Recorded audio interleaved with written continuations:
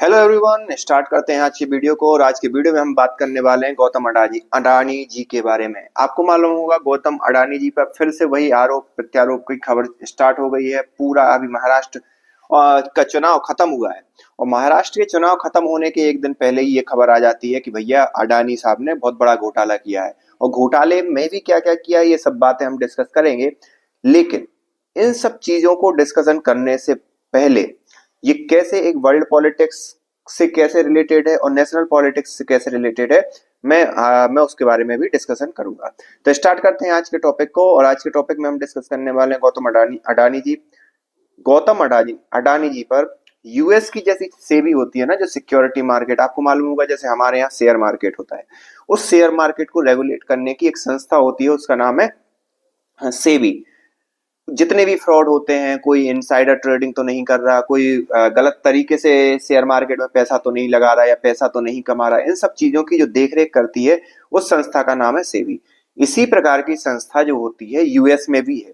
और उस यूएस की संस्था क्या करती है, वहां के जो निवेशक हैं उन मतलब निवेशक मतलब जो पैसा डालते हैं किसी भी बिजनेस में डालें, चाहे अमेरिका के अंदर डालें या अमेरिका के बाहर डालें, अमेरिका के बिजनेसमैन को शेयर के थ्रू पैसा दें या बाहर के बिजनेसमैन को शेयर के थ्रू पैसा दें, तो वो भी उस सब चीजों का क्या करती है, देखरेख करती है।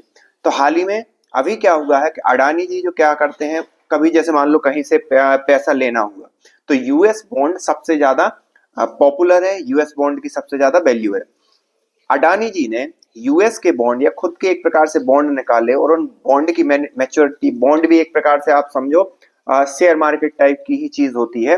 वो जनरली कंपनियां इन्वेस्टमेंट के लिए या उन्हें जब पैसे की जरूरत पड़ती है तो उसके लिए जनरली यूज करती हैं कि वहां से मार्केट से पैसा उठा लिया जाए। तो अडानी जी के बॉन्ड बहुत पॉपुलर थे और हैं भी अभी यूएस के अंदर। उसके अंदर क्या हुआ कि अडानी जी ने कुछ बॉन्ड निकाले। और बॉन्ड मतलब ये एक घंटे पहले की बात है लगभग, जब यूएस गवर्नमेंट ने उनके खिलाफ जांच स्टार्ट कर दी। और उस बॉन्ड की पॉपुलैरिटी इतनी ज्यादा थी कि उन्होंने बॉन्ड निकाले, सपोज 6 बॉन्ड निकाले तो 18 बॉन्ड के पैसा उनके पास आ गया, मतलब 3 गुना पैसा उनके पास आ गया या आने को था। वो बात अलग है कि भाई सिर्फ और सिर्फ एक ही बार का मतलब जितने बॉन्ड निकाले उनका ही पैसा मिलेगा, लेकिन 3 गुना ज्यादा लोगों ने उसमें इंटरेस्ट दिखाया।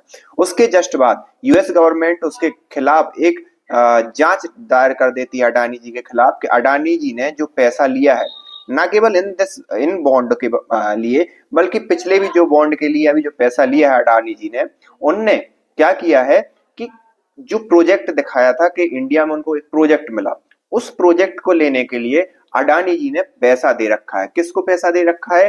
भारत के जो नौकरशाही है, भारत के राजनेता हैं, भारत के अधिकारी, उनको पैसा दिया। और उनको पैसा जब दिया गया तभी उनके उनके लिए भारत के अंदर ये प्रोजेक्ट मिला है। मतलब एक इनलीगल तरीके से ये प्रोजेक्ट लिया गया। ये यूएस की गवर्नमेंट कह रही है, किसके लिए कह रही है? गौतम अडानी के लिए कह रही है। और कह क्यों रही है?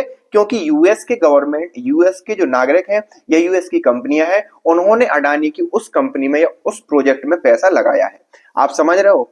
मतलब ना प्रूफ ना कुछ, फिर भी वहां पर एक यूएस से खबर निकलकर सामने आती है और अडानी जी के यहाँ पर शेयर की बैंड बज जाती है। मतलब ना यूएस के अधिकारी ना यूएस का प्रोजेक्ट, सिर्फ और सिर्फ यूएस के इन्वेस्टर्स वहां पे थे। और यूएस की वहां की जो एजेंसी है वो एक्टिवेट हो जाती है और कहती है भैया अडानी जी ने क्या करा है? फ्रॉड किया है। अडानी जी ने क्या किया है? गलत तरीके से प्रोजेक्ट लिया है। अब इसकी महत्व कितना है आपको मालूम होगा। इससे पहले भी एक हिंडनबर्ग का जो शॉर्ट सेलर थी, शॉर्ट सेलर कंपनी है हिंडनबर्ग, उसने भी एक रिपोर्ट जारी करके अडानी के ऊपर एक कहना चाहिए आरोप लगाया था। और वो बाद में मिथ्या आरोप साबित हुआ। मिथ्या आरोप साबित इसलिए हुआ क्योंकि जो शेयर की प्राइस अडानी की जो गिर गई थी, वापस से वो शेयर अपने चरम स्तर पर पहुंच गया और फिर से वही फ्लरेस हो रहा था। और ये अनुमान है कि अडानी सबसे बड़े अडानी एक ऐसे बंदे हैं या ऐसे व्यक्ति हैं भारत के जो सबसे पहले ट्रिलियनियर बनने वाले हैं वर्ल्ड के। तो आप समझ रहे हो कि ये कितना अफेक्ट करता है भारत के लिए डायरेक्टली और इनडायरेक्टली, कि आप अपने यहाँ के सबसे बड़े बिजनेसमैन को एक प्रकार से अक्यूज करो। तो अडानी के हुआ, इस बार भी वही हुआ। अडानी के एकदम से शेयर डाउन हुए और फिर अब अडानी के शेयर फिर से वापस अपनी चरम पे। फिर भी नुकसान तो नो डाउट है क्योंकि यूएस गवर्नमेंट उसमें इन्वॉल्व हो गई। तो सीधी सी बात है, जब यूएस गवर्नमेंट इन्वॉल्व हो जाती है तो जो विदेश के जितने भी इन्वेस्टर्स हैं वो पैसा निकालने के लिए कोशिश करते हैं। तो ये एक, अब यहाँ पर देखो ये दो चीज हो गई, और 265 मिलियन का आंकड़ा निकलकर सामने आ रहा है कि अडानी ने 265 मिलियन कहीं ना कहीं अधिकारियों को दिए और 2020 से 2024 के बीच में दिए। अब ये जो मुद्दा है, ये जो बेवजह में ये मतलब सीधी सी बात है, एक बिजनेसमैन अगर आपके यहाँ प्रोजेक्ट डाल रहा है, कहीं ना कहीं एक छोटा, हम एक आइडियल अगर कंडीशन की बात करें तो पैसा देता है, इसमें नो डाउट। आप कितने ही धर्मात्मा हो, कितने ही ऑनेस्ट हो, कितनी ही ऑनेस्ट गवर्नमेंट हो, वहां पर पैसा जाएगा। अब इन सब चीजों से अभी तक क्या हुआ था, 2014 से लेकर 2024 तक जो वर्तमान भारतीय जनता पार्टी की गवर्नमेंट है, उसने पूरे के पूरे वर्ल्ड को नाक में दम करके रखा था, स्पेशली यूएस के लिए। उसकी छवि खराब करने के लिए यूएस ने ये चाल चला। अब मैं ये क्यों कह रहा हूं, क्योंकि यूएस कभी नहीं चाहता कि इंडिया रसिया के साथ अच्छे व्यवहार करे। रसिया और यूक्रेन का जो युद्ध हो रहा है, उस युद्ध के बाद जब से स्टार्ट हुआ है, तब से लेकर अभी तक रसिया के जो प्रेसिडेंट हैं व्लादिमीर पुतिन, वो उन्होंने भारत का दौरा कभी नहीं किया। लेकिन जैसे ही अमेरिका के अंदर सरकार बदलती है, ट्रंप सत्ता में आने की ख्यालात आते हैं, या जिनका पक्का हो जाता है कि ट्रंप सत्ता में आते हैं, यहाँ पे पुतिन की भारत आने की डेट फिक्स हो जाती है। समझ रहे हो आप? मतलब इस चीज को रोकने के लिए अमेरिका का जो वर्तमान एडमिनिस्ट्रेशन है या डेमोक्रेट की सरकार है, उसने अपनी ताकत दिखाने की कोशिश की कि भैया अगर तुम रसिया के प्रेसिडेंट को बुलाओगे तो हम आपके उस पर मिथ्यारोप लगाएंगे। ये तो हो गई वर्ल्ड पॉलिटिक्स। नेशनल पॉलिटिक्स में इसके क्या अफेक्ट है? नेशनल पॉलिटिक्स में जितनी भी विपक्षी पार्टियां हैं, इसको एक घोटाले की तरह दिखाने का कोशिश करेंगी, और कई ऐसे चुटपुटी है यूट्यूबर, और कई ऐसे यूट्यूबर के थ्रू या सोशल मीडिया के थ्रू, इन्फ्लुएंसर्स के थ्रू ये एक माहौल बनाने की कोशिश की जाएगी कि भैया इन्होंने इतना बड़ा घोटाला किया।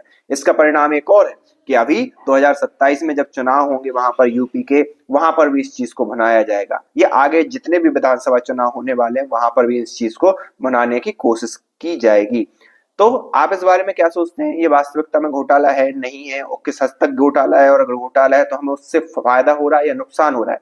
इन सब चीजों के बारे में आप क्या सोचते हैं, आप हमें बताइए। बाकी वर्ल्ड लेवल पर एक भारत को डिमीन करने के लिए और कमजोर करने के लिए ताकत चलती रहेगी, और मैं इसलिए नहीं कह रहा हूं, ये रियल बात है कि वर्तमान की जो सरकार है उससे कई देशों का उसने कई देशों के उसमें नाक में दम कर रखा है।